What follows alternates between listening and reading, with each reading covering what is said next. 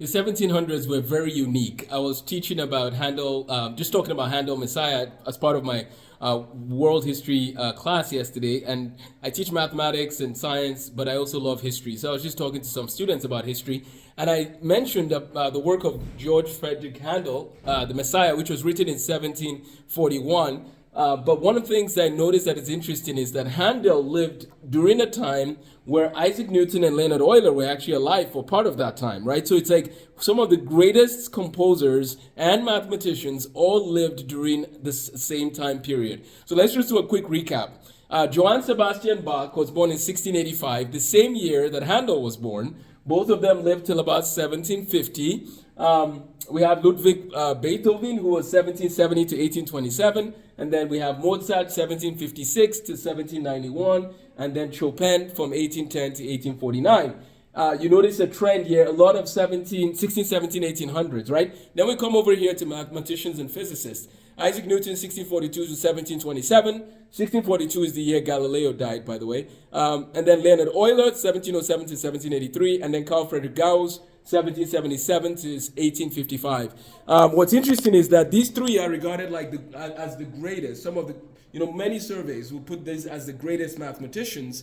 Now, Euler was also doing things that will be taught in physics. Newton, of course, is also known in physics. So some of the greatest mathematicians and physicists and classical composers all lived around the same time. Isn't that interesting? Now, part of the hypothesis I would give is that we look at some of what was happening in the 15 and 1600s, right? We see the Reformation and the Bible becoming available to many. So here's this thing. The Bible teaches us about God's word and the world that he's made. It teaches us about how to live, right? But reading the Bible and the ability to read, right? Those are things that are very helpful in getting you to become very good at anything else, like math and science and so on and so forth, right? So there's something about literacy and the Bible too. There's just something about that and what it can do to a society, right? A lot of these people behind me, we're talking about people from England, Switzerland, Germany, right? A lot of these people were also in a culture that allowed and that had the Bible readily available, right? There's an interesting piece to what the Bible can do.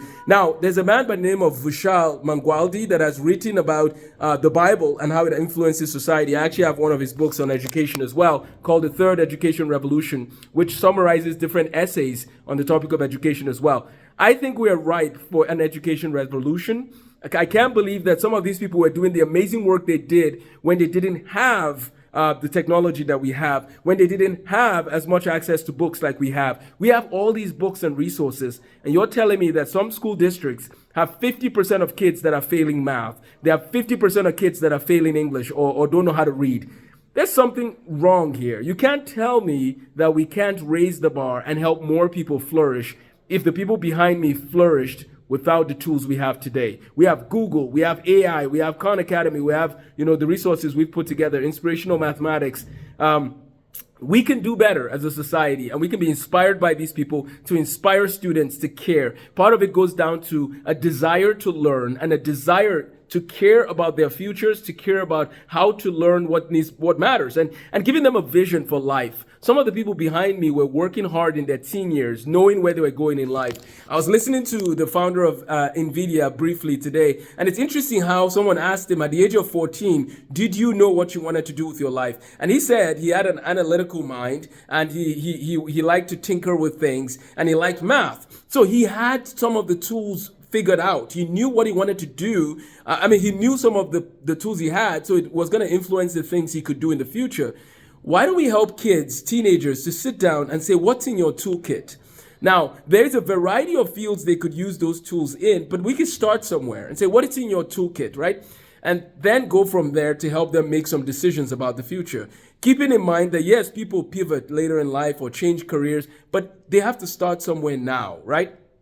And so next Thursday at Lifestem Academy at our school in Moorhead, we're doing this career workshop. We're going to do a personality test and career test and help the kids to have some direction and then help them to start job shadowing. They're going to watch videos about different people in different fields. And then, of course, they can meet some of the people that work in these different fields. And then Grand Forks, North Dakota will also do something similar down the road. We're doing these things to help with career preparation, helping kids to have vision for life.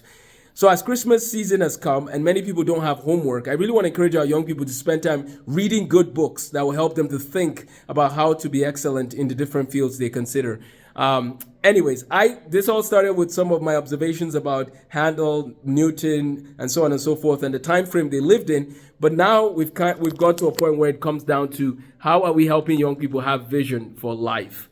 That's part of what we do at Lightstem Academy. That's our heart cry. We want them to be who God made them to be. We want them to spend time praying and seeking counsel for what they should do with the lives that they've been blessed with. Because every one of them have lives that matter. God made them for a purpose. And so we want to help them flourish in that. Thanks for watching. Feel free to subscribe for more videos like this. I will be doing more. I've talked a lot more about what I think caused the scientific revolution, and I can link that in the description. But the Midwest Creation Fellowship, I spoke at one of their events in 2022, and it's called Let There Be Light. So you can look up Amos, Tarfa, Let There Be Light, Midwest Creation Fellowship, and you'll see my talk on that. Take care. Have a blessed day.